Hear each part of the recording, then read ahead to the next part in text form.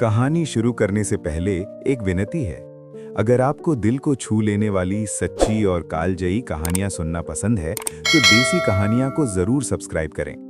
आपकी एक छोटी सी क्लिक हमें और भी गहरी, असरदार और सोच बदल देने वाली कहानियां लाने की ताकत देती है।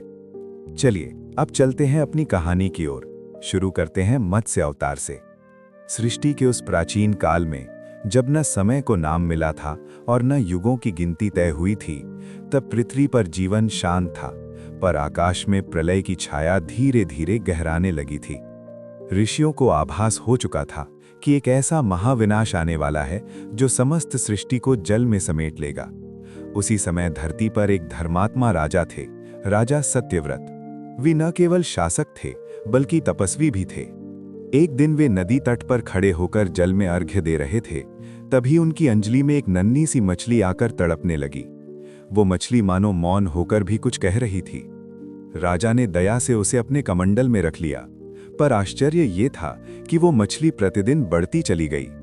कमंडल छोटा पड़ा, घड़ा छोटा पड़ा, तालाब छोटा पड़ा और अंततः समुद्र भी छोटा पड़ गया।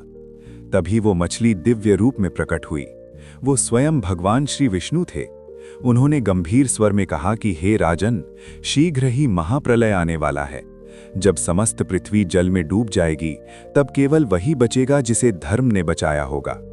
भगवान ने राजा को आदेश दिया कि वे एक विशाल नौका बनाएं, जिसमें वेदों, महर्षियों, बीजों और जीव जंतुओं के प्रतीकों को सुरक्षित रखा जाए। जब प्रलय का जल उमड़ा और दिशाएं लुप्त होने लगीं, तब भगवान मत्स्य रूप में प्रकट होकर उस नौका को अपने सींग से बांधकर अनंत जल राशि में ले चले। उस अंधकार और जल के बीच केवल एक ही प्रकाश था, ईश्वर की उपस्थिति। उसी क्षण ये श्लोक साकार होता है, यदा यदा हि धर्मस्य ग्लानिर्भवति भारत। अर्थात जब धर्म डगमगाता है तब ईश्वर स्वयं आगे आते हैं। मत्स्य अवतार केवल एक प्रलय कथा नहीं है, बल्कि ये संदेश है कि ईश्वर सबसे पहले ज्ञान, जीवन और भविष्य की रक्षा करते हैं। जब सब कुछ नष्ट होता है, तब भी धर्म और ज्ञान को बचाया जाता है। यही कारण है कि वेदों को इस अवतार में सुरक्षित रखा गया।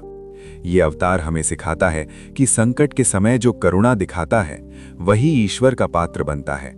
राजा सत्यव्रत ने एक छोटी सी मछली को बचाया और बदले में पूरी सृष्टि की रक्षा का साक्षी बने। शास्त्र कहते हैं, धर्मस्य रक्षणार्थाय संभवामि युगे युगे। भगवान हर युग में धर्म की रक्षा के लिए आते हैं। मत्स्य अवतार उसी शाश्वत सत्य की पहली उद्घोषणा है।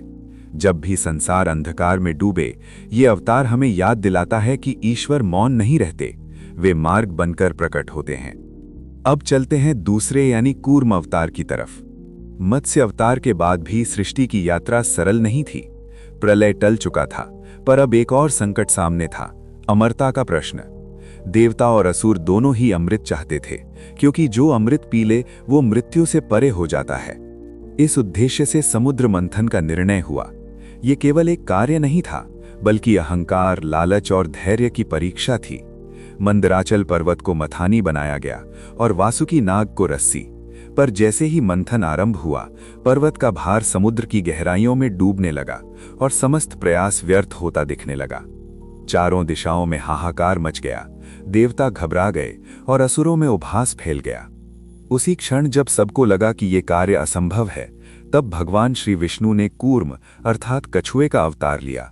वे समुद्र की अथाह गहराइयों से प्रकट हुए और अपनी विशाल पीठ पर मंदराचल पर्वत को धारण कर लिया। अब पर्वत स्थिर था।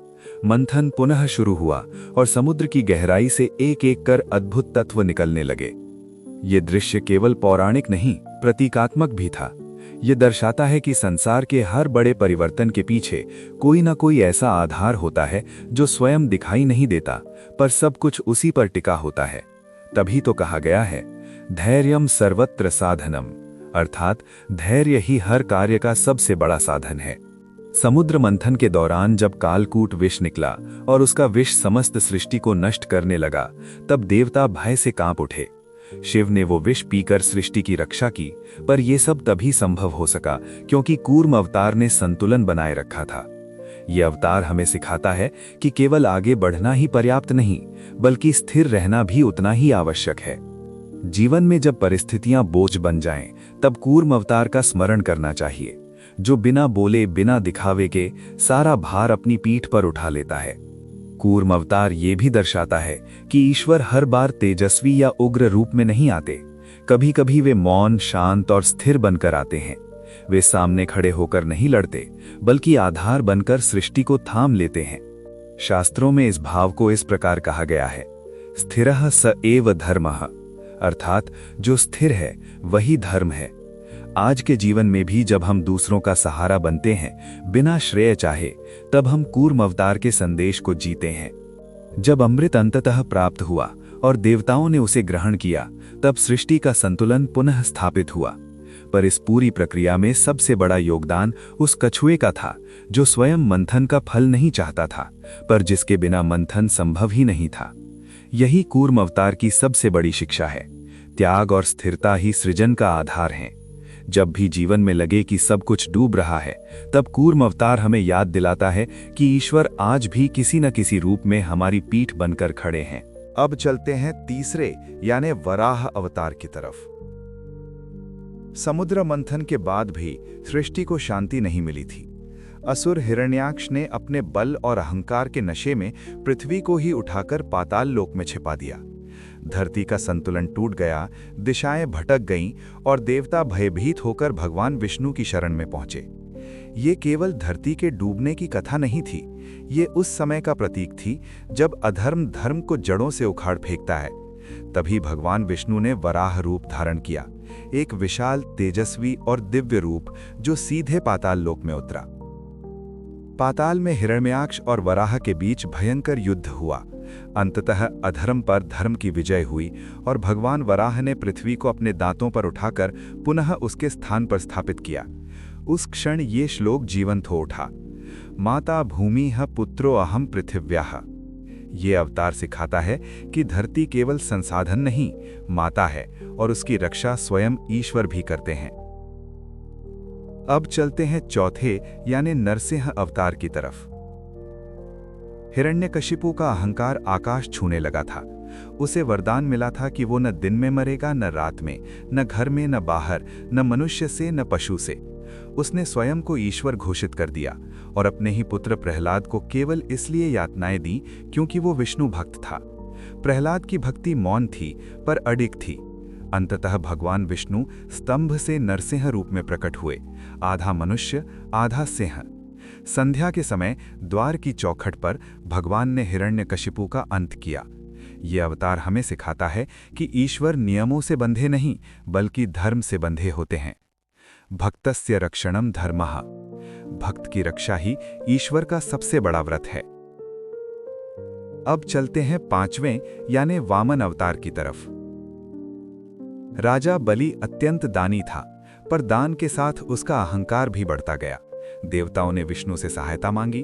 भगवान वामन ब्राह्मण के रूप में बलि के यज्ञ में पहुंचे और 3 पग भूमि मांगी। बलि ने हंसकर दान दे दिया। वामन ने पहले पग में पृथ्वी, दूसरे में आकाश नाप लिया।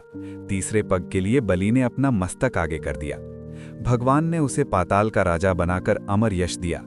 अहंकारस्य त्यागः एव मुक्तिः। वामन अवतार सिखाता है कि विनम्रता में ही सच्ची महानता है। अब चलते हैं छठे यानी परशुराम अवतार की तरफ। जब पृथ्वी पर शक्ति अत्याचार में बदल गई और क्षत्रिय राजाओं ने धर्म को भुला दिया, तब भगवान विष्णु ने परशुराम अवतार लिया। उन्होंने अन्याय के विरुद्ध शस्त्र उठाए और ये स्पष्ट किया कि धर्म केवल सहन करना नहीं बल्कि अधर्म का विरोध करना भी है।